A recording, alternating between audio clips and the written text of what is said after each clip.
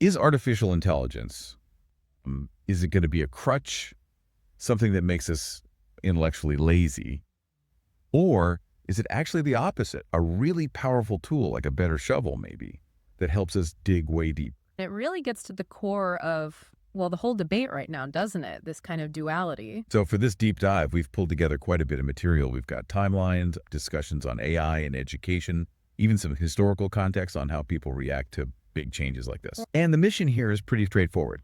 Give you a clear, solid understanding of where AI came from and where it is now. You know, whether you're prepping for a meeting, just trying to catch up, or frankly, just curious. Without getting bogged down in all the super technical stuff. Right, just the essential nuggets. And when we talk about AI now, especially with all the buzz, we're often talking about generative AI, right? The kind that can actually, well, create things, new text, images, code. Which is amazing, and it's not some sci-fi future thing anymore, is it? Not at all. It's baked into so many tools we use every single day. Our sources listed a ton, like Grammarly sorting out our typos. Or Notion helping organize projects, even those silly Snapchat filters. And Google Docs, our email spam filter. Search algorithms, too. They basically decide what information we see. Totally. And social media feeds, those product recommendations that are sometimes weirdly accurate. Scary accurate sometimes, yeah. That's AI. Navigation apps, smart speakers, voice to text. Language translation tools have gotten incredibly good, too. It's just everywhere.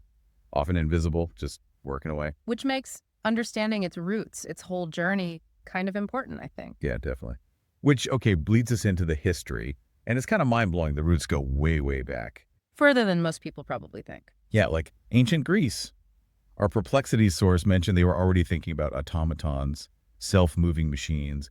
Cetibius's water clock back in the 3rd century BCE. Right, an early example of automation. It shows the idea of intelligent machines is ancient, millennia old. The desire to create something intelligent even before the tech existed, that's fascinating. It really is, that fundamental human impulse. Okay, jump forward quite a bit, early 20th century. We start seeing the actual foundations being laid. There was Leonardo Torres Quevedo, his chess automaton. Yeah, early 1900s, a machine playing a complex game, a big step. And the word robot came from a play, right? Carol Happek's RUR in 1921. Gave a name to the concept, moving it from pure imagination towards, well, engineering. Then, of course, Alan Turing. You can't talk about AI or computers without Turing. Absolutely foundational. His universal machine concept, the Turing machine, in the 30s, that's the blueprint for, well, basically all modern computers. The ultimate adaptable machine, theoretically. And his work, cracking Enigma during the war, just immense. A real-world demonstration of computational power solving huge problems. Plus, McCulloch and Pitts, their model of neural networks in the early 40s. Inspired by the brain, right? Yeah. An early mathematical attempt to model how neurons might compute. Exactly. Turing gave what computers could do. McCulloch Pitts offered an early glimpse of how they might mimic thinking. Very simplified, of course, but pivotal. So the 1950s, that's like the official kickoff for AI as a field. Pretty much, yeah. You had Turing proposing the Turing test in 1950, that famous benchmark for machine intelligence. Can a machine fool a human into thinking it's human? Basically, yes. Then SNRA in 51, an early neural network machine. And the big one, the Dartmouth Conference in 56. Right, where John McCarthy, Marvin Minsky, those guys, they formally proposed AI as a field and actually coined the term artificial intelligence. That was the moment. It got its name, its mission statement. You could say it brought researchers together. And other things happened then, too, like the perceptron. Yeah, Frank Rosenblatt, an early neural network for pattern recognition. And McCarthy created LISP, the first real AI programming language. Lots of energy, lots of initial progress. But also, I guess, a realization that this was going to be harder than maybe they first thought. Definitely. The complexities started becoming apparent pretty quickly. Okay, so the 60s.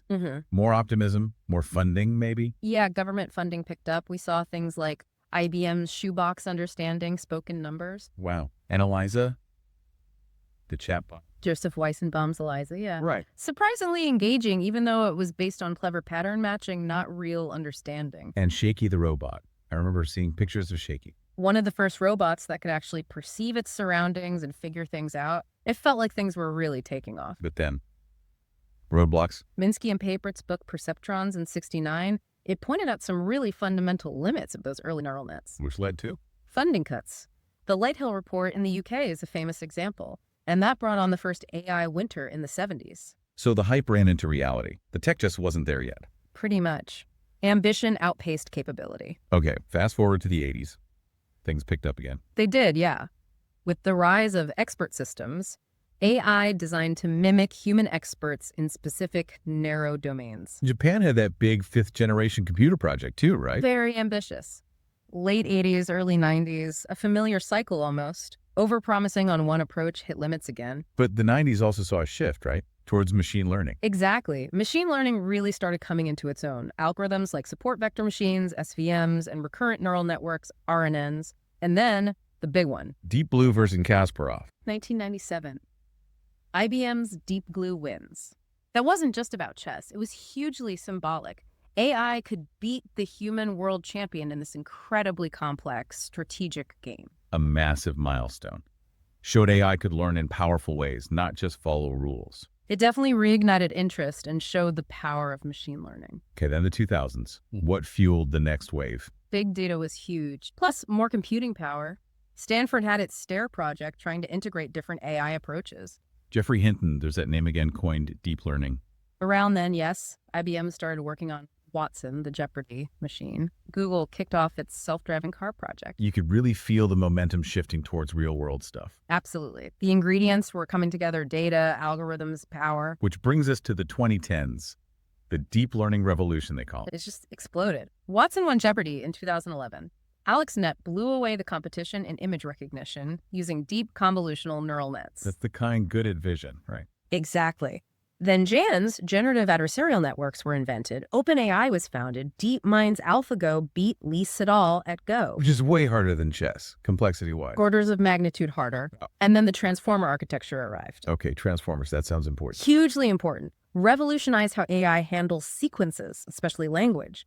Led to models like BERT and GPT. It was just breakthrough after breakthrough. Wow. Okay, so that sets the stage for the 2020s, which feels like warp speed. It really does. The generative AI boom. GPT-3 came out, then things like creating images from text, understanding images and text together, multimodal AI. Massive implications for biology and medicine. Then AI art tools like Stable Diffusion, Midjourney just took off. And ChatGPT, that changed everything, didn't it? 100 million users in 2 months. Unprecedented adoption speed. Followed by GPT-4, Claude, Google's Bard, now Gemini. It's just everywhere now.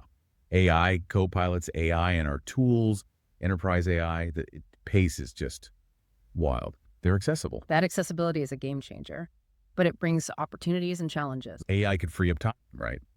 Automate some drudgery, allow for deeper learning. Potentially, yes. More personalized access to information too, catering to different paces, different styles, shifting the focus from rote memorization towards understanding and applying knowledge. That's the promise. But then there are the downsides, the worries. Cheating is a big one. Especially with traditional grading methods, yeah. And the fact that AI can just be wrong sometimes. Hallucinations. Makes fact-checking absolutely crucial. Media literacy. Definitely. Plus concerns about screen time and maybe weakening certain skills. Like the navigation app example, do we lose our sense of direction if we always rely on the app? That's a really good point. It's a trade-off. These are serious considerations for how we integrate this responsibly. And, well, fear. Resistance to new tech. In schools, in homes. Which is understandable, Right. but it drew parallels to historical resistance, like people worrying about the alphabet or the printing press. Big changes often spark anxiety. It's not new. History suggests we often adapt and find ways to use new tools effectively, eventually. And the point about AI getting better rapidly, the errors used to be maybe funnier, more obvious. Now they can be subtler, harder to spot. Which means we need to get better at evaluating the information AI gives us. Critical thinking is more important than ever. So how can we actually use AI constructively in learning? Our direct application AllV notes had ideas. Yeah, things like interactive geography, where you can ask the map questions. Faster research, definitely. Personalized math help. Even helping teachers design curriculum tailored to specific kids. It's about using it as an assistant, a personalized guide. And that AI prompt guide we looked at had concrete examples, using AI for inquiry as a thinking partner. Or for skill building, like practicing specific writing techniques with AI feedback. Learning how to prompt effectively is becoming a key skill itself. Right, asking the right questions, which leads straight into using AI for critical thinking, not just getting answers from it. Exactly. Our prompts to build critical thinking source had great examples there. Like asking AI to summarize something, but also include the counterarguments. Or compare two ideas and argue which is better for a certain situation. List pros and cons, then defend one side. Even asking AI to play devil's advocate and challenge your idea. Yeah. Using it to push your own thinking, analyze information more deeply, not just consume it. That's the sweet spot. Okay, so that brings us back to that you choose section, that initial question, really. The two paths. Yeah. AI can be used for cheating, for just getting answers, leading to maybe mediocrity, passive learning. Or it can be used to pursue wisdom, real mastery, active creation, deeper insight. Guided learning, building technological literacy. A gift, potentially. It really boils down to how we approach it. The user, the learner, the educator, we're in the driver's seat. The tool itself is neutral. It's our choice. Yeah. Which connects nicely to that quote from Climbing Parnassus we found about education aiming to develop individuals, not just efficient mechanisms. I like that. The ancient Greek ideal of developing the whole person, their thinking. And maybe AI, ironically, could help us do that better by taking over some of the mechanical stuff, freeing us up for the deeper thought. That's the optimistic view, isn't it? That AI becomes the better shovel we talked about at the start, helping us dig deeper. So yeah, it's a powerful tool, a better shovel. It's really up to us to guide it. And this deep dive, it's really just scratching the surface, isn't it? There's so much more to explore. Absolutely. We hope this gave everyone a good foundation, though. We really encourage you to experiment, try these tools, think about these questions. Because this relationship between us and AI, especially in learning, it's going to keep evolving fast. Continuous learning and reflection are key. Definitely. So maybe the final thought to leave everyone with, something to chew on. Yeah. How will you specifically, consciously, use AI in your own learning, not just to find answers fast, but to actually boost your understanding and sharpen your critical thinking?